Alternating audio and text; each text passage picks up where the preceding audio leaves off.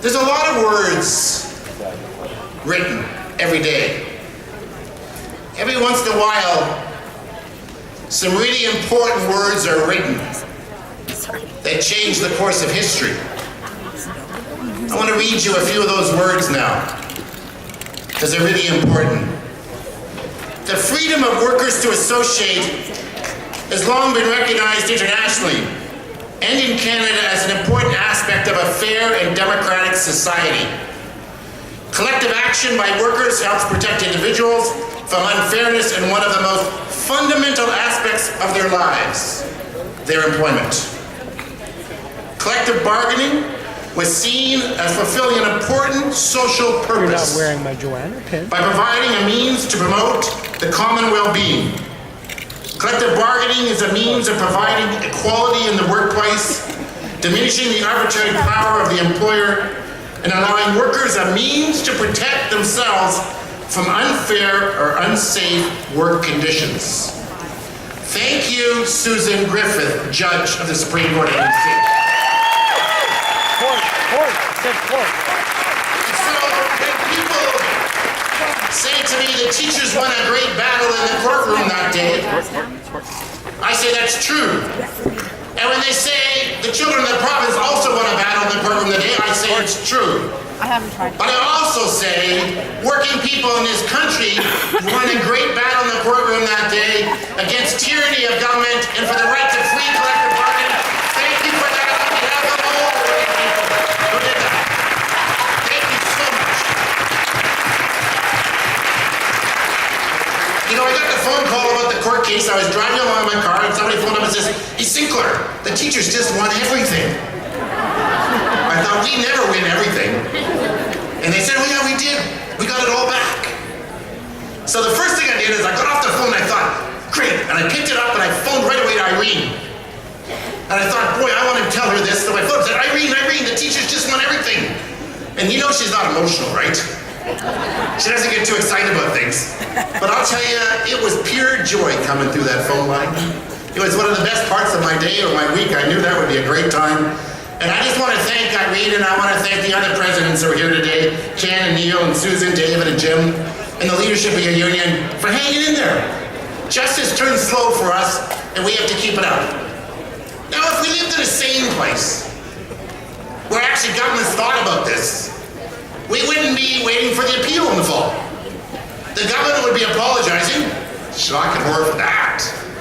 And they'd be sitting down and negotiating a collective agreement that includes fair wage increases and class size and composition for kids in British Columbia. And I say to the government, why don't you just do that? Because that would fix a lot of problems and save millions of dollars in legal fees. Unfortunately, they're not going to do that.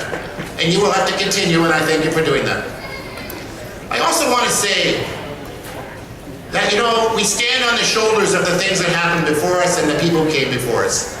And this court case was successful because the HEU and QP and the Nurses Union and others went to the Supreme Court when the government fired 5,000 workers. And they won an historic Supreme Court decision that said we have the right to collective bargaining, they can't tear up contracts. And that's why your decision is so important. Your decision is so important because it makes it clear that you just can't consult and fix it. You actually have to negotiate to fix it. I also want to talk for a second about solidarity, and I know you're in bargaining as other people are, and the labor movement will stick together, and we have to. Jim Michael was right. IKEA, isn't that a wonderful social democratic country where workers have rights? You know what? I want to thank the BCTF for all their solidarity with IKEA workers because we've done a lot for them. For 12 months, it's almost 12 months. Workers out there that make between $14 and $15 an hour at the good times, up to maybe 18 with a few benefits, have been walking the picket line because IKEA that made $4 billion last year, $4 billion, locked them out so they could get a two-tier wage system back again and start the young people at the lowest wages and keep them there forever. Shameful. And you know what? I want to say to those workers today, they're out there for 10 or 11 months fighting for everybody who wants a decent job in this province against a company that should know better. And we'll be there until the very end when they walk in with their heads held high with a decent collective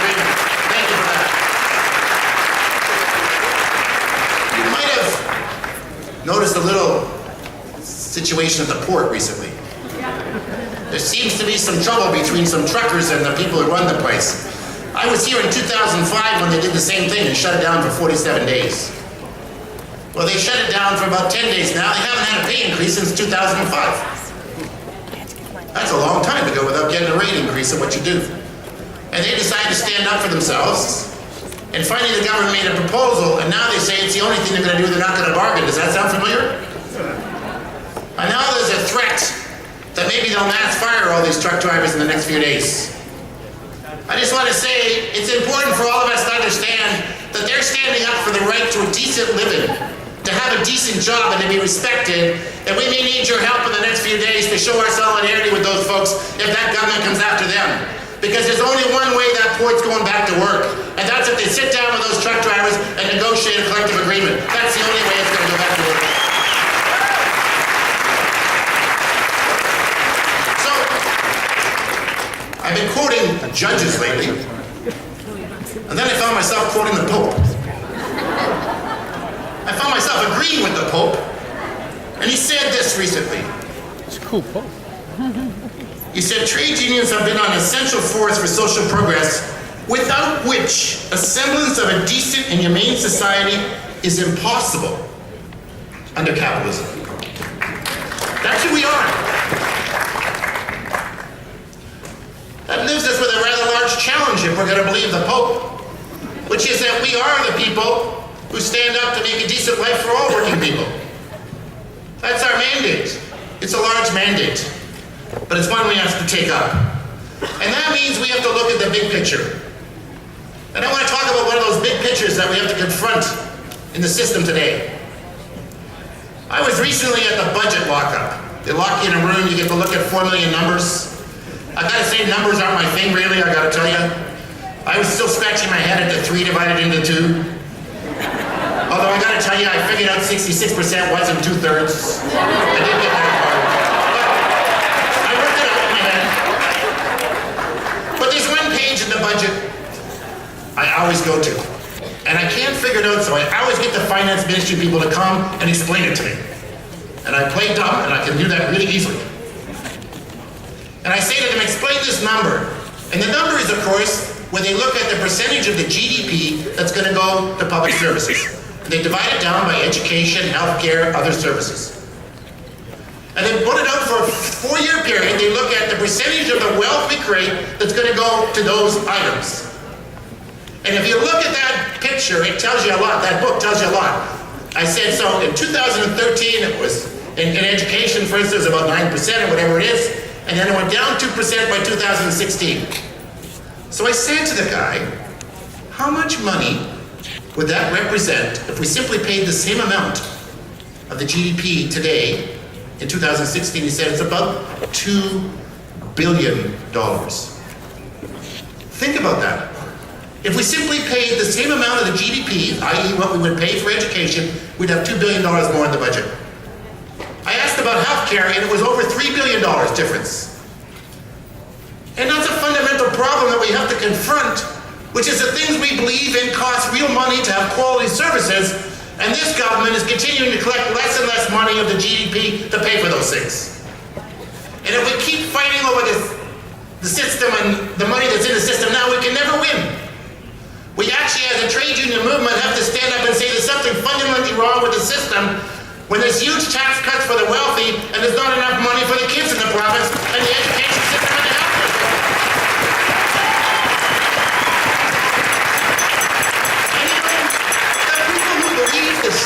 I was going to say that bad word. The people who believe this brag about it. I picked up this magazine the other day and it said, Canadian Business, a rather left-wing magazine, I'm sure you agree. It said, how to pay no taxes. How to pay no taxes. This is an article about how the wealthiest companies in Canada don't pay taxes. Do you know that CP Rail hasn't paid taxes for 138 years on the rail line they have across this country? 138 years, I want that deal. But the fact is, this is a rich country, and we've got to stand up and say, if everybody paid their fair share of taxes, instead of opening the loopholes, which is what Harper did, We need to close the loopholes and make the rich pay their fair share too. And that has to be our demand. And I want to know what Jordan Bateman is when he reads that article. Where are all those people who say it should be anti-tax people saying these people should pay their fair share? Because that's our job, to be out there every time they're saying taxes are bad, we have to say taxes are good. Pay your fair share. And as a Labour over the next 3 years, we're going to have to defend public services and public education and public health here against the attacks. And we're going to have to work together, and we have a summit coming where we're all getting together to talk about how we're going to do that. Because together, we can stand up and push back and win the hearts and minds of Canadians to the kind of country that they believe in and the kind of values that we stand for.